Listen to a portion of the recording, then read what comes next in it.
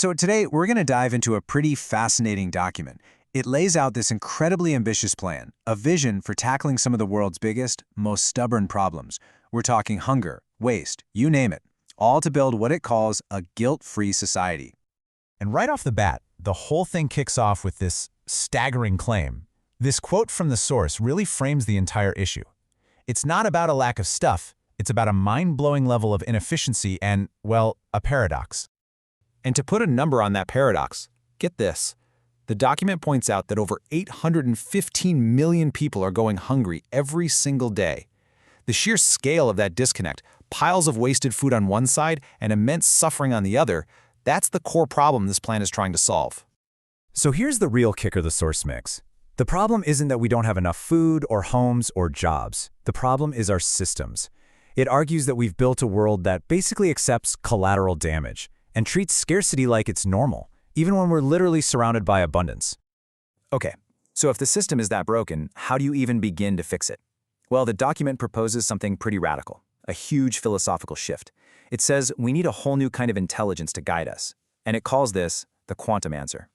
This new guide is called Quantum Intelligence, or QI for short. It's defined as something that goes way beyond your typical AI. Imagine a blend of every connected device, the Internet of Things, combined with our collective human consciousness, all mashed up with powerful, deep thinking. The idea is that these things, working together, could form a true superintelligence. But, obviously, if you're going to create something that powerful, you need a rock-solid ethical core. And according to the source, this incredible new intelligence has to be built on one simple, non-negotiable principle: do no harm. Every single calculation, every solution it comes up with has to follow that one absolute rule. So, we start with this huge, kind of abstract philosophy, right? But then the plan does something really interesting.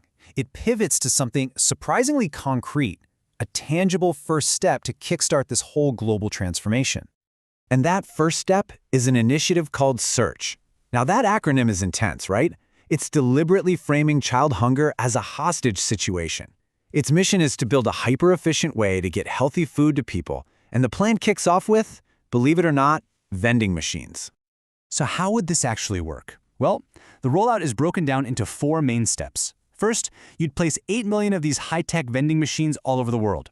Second, you'd stock them daily with healthy, locally sourced meals. Third, these aren't just food dispensers, they'd also be edutainment hubs, teaching people about sustainability. And finally, the model is designed to feed the hungry first and then sell any leftover meals to create a system that actually pays for itself.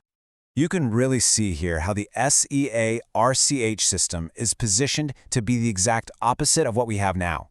Instead of inefficient and wasteful, it's direct. Instead of creating food deserts, it's accessible everywhere.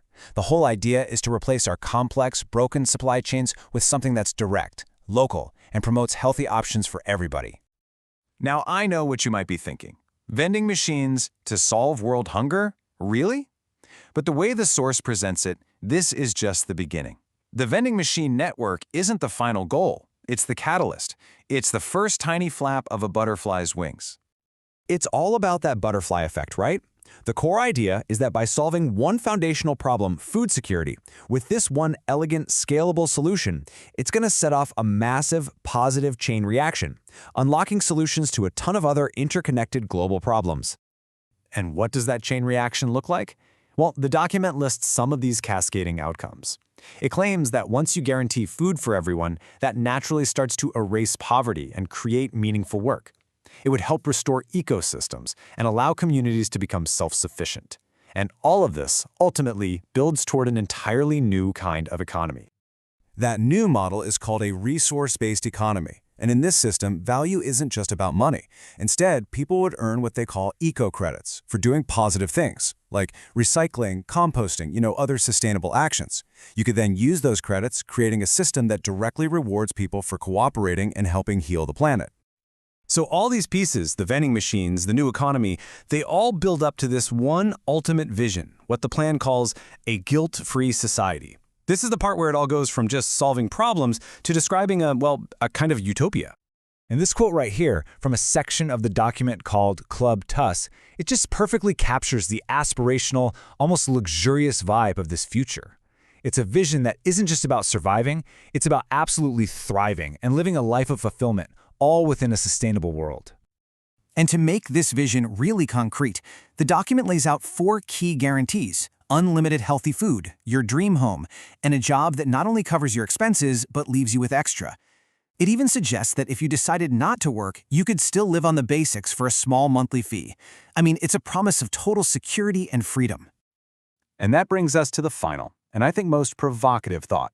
The document insists that all the technology for this, robotic farms, automated kitchens, drone delivery, it's not science fiction.